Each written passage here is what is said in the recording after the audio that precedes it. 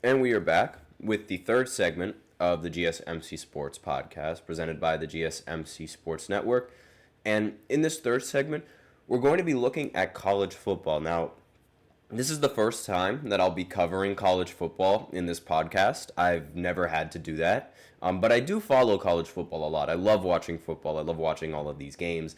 And college is definitely one of the more... If I had to pick between like the NFL and college, I think I would pick watching college because it's more exciting. And while some of these games do tend to be a little bit boring, especially when ranked teams go up against unranked teams, like a lot of people, they really expect it to be a blowout. However, in this season, I will say, I remember Florida State, they were expected to be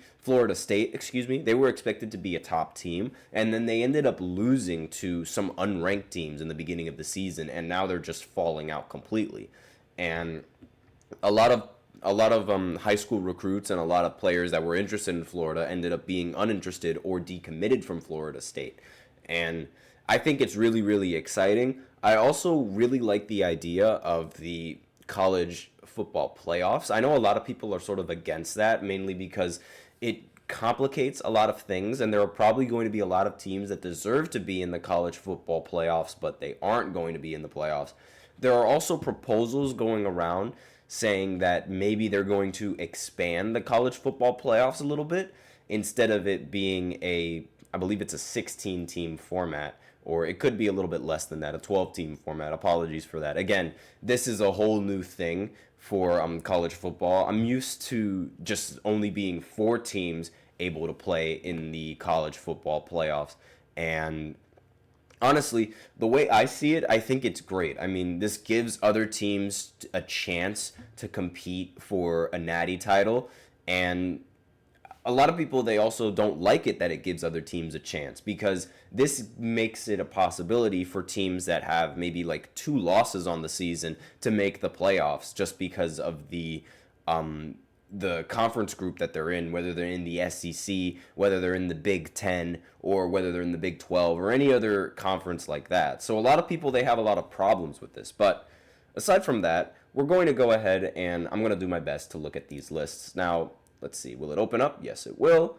So the first few teams on this list, well, the first team that you can see on this list is Oregon, and the Ducks. They're fantastic. I mean, they're 11-0, and they have an incredible roster, an incredible offense. They did not really have a good offense against Wisconsin. They won, but they did win 16-13.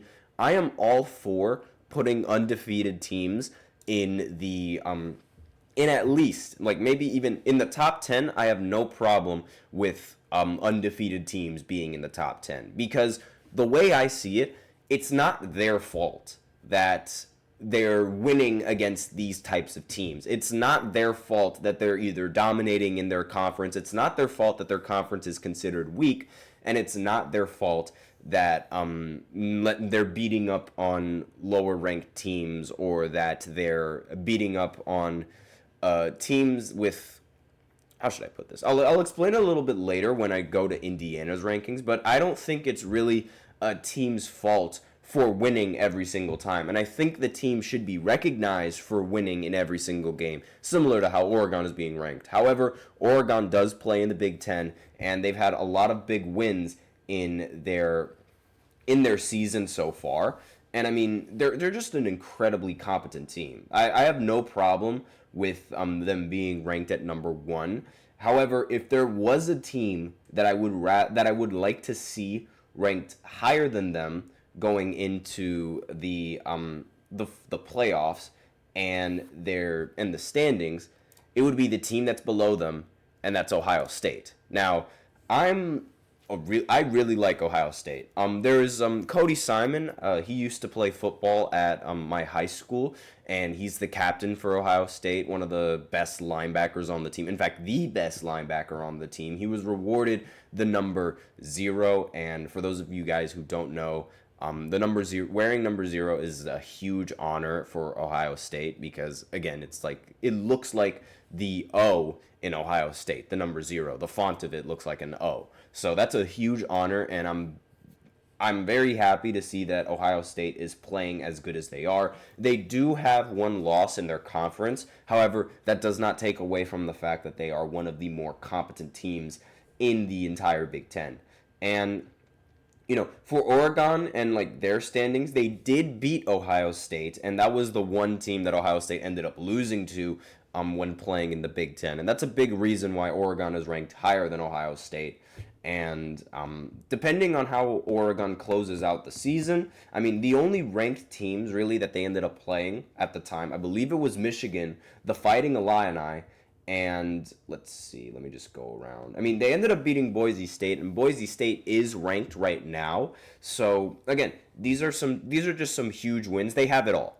And with Oregon. And with Ohio State, that's the same thing. Again, they only really lost to Oregon, which is the top team, so I don't see a problem with them being ranked at number 2.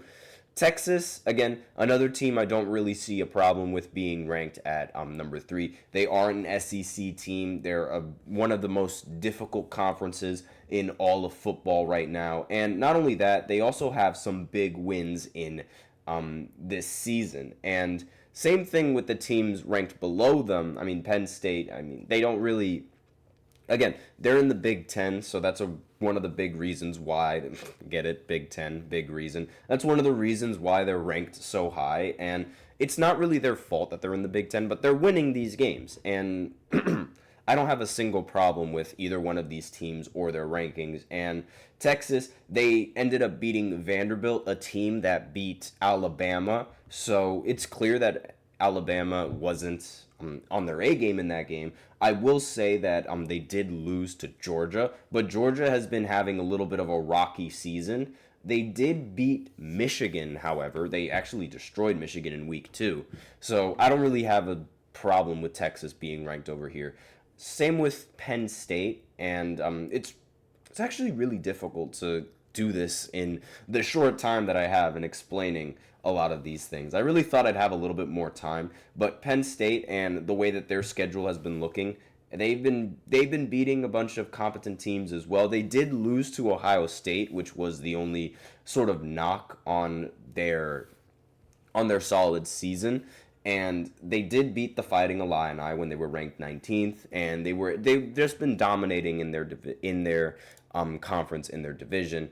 Now, the team that a lot of people are sort of questioning right now is the Big Ten in Iowa. That is like a really... Actually, no, not Iowa. Excuse me. Indiana. That's what I meant to say.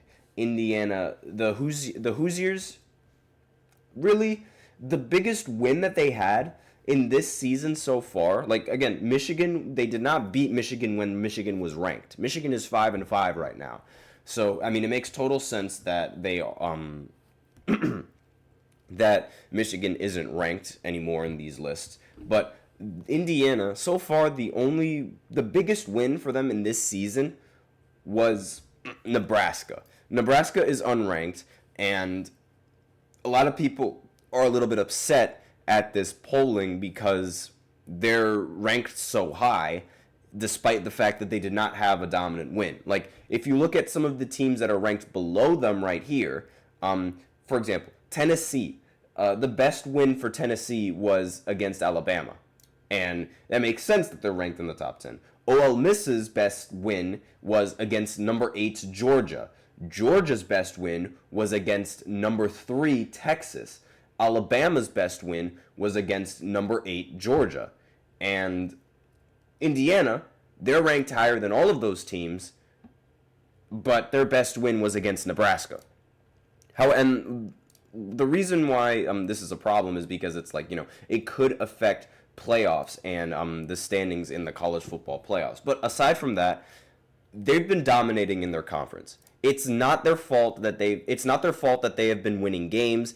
And it's not their fault that the matchups that they have tend to be a little bit in their favor. It's just not their fault. Again, they're 10-0. They should be rewarded and they should be recognized for being 10-0.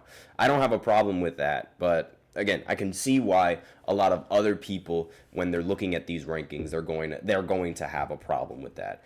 And the Notre Dame Fighting Irish, they're at number 6. Just ahead of Alabama. I don't know if I really agree with that, honestly. I don't think they should be ranked a little bit higher than Alabama. And Alabama being ranked higher than Georgia, that makes complete sense. Ole Miss being at number 9 over Tennessee. Tennessee, they did end up losing to Georgia, so it makes sense why they're here. Miami, they had a bye week, but they did lose to Georgia Tech. And honestly, having them ranked at number 11 is rather generous in my opinion. Boise State, another team that's been rather dominant in their conference and has just been absolutely incredible with their running back. SMU, again, no real problems with this. BYU, they did end up losing to Kansas. They were ranked really high in the standings so far. And Colorado being ranked at number 16 is just another thing that's been a little bit of a surprise. And Shedeur Sanders has been phenomenal. He might be the future quarterback for the Giants. I don't think he's going to be the future quarterback for the Giants because I don't know if Deion is going to I don't know if Deion is going to approve of that. One of the biggest surprises, in my opinion, for this college season is the Army being ranked, not only being ranked, but also being 9-0. And they're going to play against the Fighting Irish and Notre Dame. If they're able to beat the Fighting Irish, then Notre Dame is probably going to drop down all the way to maybe, let's see, where would I drop them? Probably down to 15, and the Army might move all the way up to, I'd say 13, like just about. I think that's about a solid, it depends on how much they win by, obviously, and whether or not they win. But the Army being 9-0 is very surprising. It's very, very surprising. And South Carolina, I'm surprised they're ranked this high despite the fact that they're 7-3. But then again, the rest of these teams, they don't really play in as difficult of a conference as South Carolina. And they haven't really had as much dominant wins. I mean, Tulane, they ended up beating the Navy 35-0, which is absolutely ridiculous. But again, the Navy has sort of regressed back to what we were expecting them to regress into. The Fighting Illini being 24. I love that name. I love saying the Fighting Illini. They play Rutgers in the next game. I really, really hope that Rutgers ends up winning. As you know, I'm from Jersey, so of course I want Rutgers to end up coming out on top. And let's actually look at the football playoffs. Let's see how this looks. So, all right, let me just unzoom out from this screen real quick. Just give me 1 second as I adjust the zoom on this. And yeah, you can't really see the entirety of the screen, but you can see the important teams and you can see just how the standings are going to look like. So as of right now, Oregon is going to have the number 1 seed. There's going to be 4 teams with a bye week, and those 4 teams are going to be Oregon, Texas, Miami, and Boise State. And now the reason why you saw in the rankings before Boise State was only ranked here at number 12, why are they getting a bye week? It's because they're dominating in their respective conference, and that makes sense. And Ohio State being at number 5, it makes sense as well because right now they're beneath Oregon in the Big Ten and in their standings. Same thing with Texas and Alabama. Texas and Alabama, they are both in the SEC. Same thing with Georgia as well. All 3 of those teams are in the SEC. However, they are not dominating in their conference as much as Texas is, especially Georgia. I mean, Alabama, you can make an argument for them, but again, Texas being ranked at number 2 in these first round matchups and in these playoffs, it makes total sense to me. I don't expect Indiana to be able to make the football playoffs towards the end of this, but regardless, it makes sense. This team is most likely going to be filled with Big Ten and SEC teams towards the end of this, because those teams are just really, really good. And Diggs, by the way, hey, what's up? Nothing much. Just looking at college football because I'm really excited for these playoffs just to see how it goes. I don't expect the Fighting Irish to be in the college football playoffs. Depending on whether or not they win in this week, I don't really see them making it to the playoffs. However, this is a very big thing. Money is going to be a very huge influence on this, and there is a good chance that Notre Dame makes it solely because Notre Dame draws in a lot of fans and they draw in a lot of viewers. Like, regardless of how good or how bad they are, they always draw in a lot of fans. And it would make sense to have them in the college football playoffs because a lot of people will tune into this game. And I mean, especially if it's a game against Alabama, like that would be a fun game to watch. I think in this matchup between BYU and Ohio State easily just destroys the Cougars. I don't really, and I also don't really see Ohio State losing to Boise State either. But again, those are just my thoughts on that. And we are well over the time on this. I apologize for that. It's college football. It takes a lot of time to explain a lot of these things. And I'm doing it to the best I can with the little time that I have. And this college football thing, it's the playoffs. It's a relatively new thing and something that I'm not really sure what to expect from. But I'm very, very excited because when there's more football, there's more fun. And I love that. So with that out of the way, we're going to go ahead and go into a break, and then we are going to do a quick recap of the NBA in-season tournament games that ended up happening last night. So I'll be right back after this short break, so be sure to stay tuned.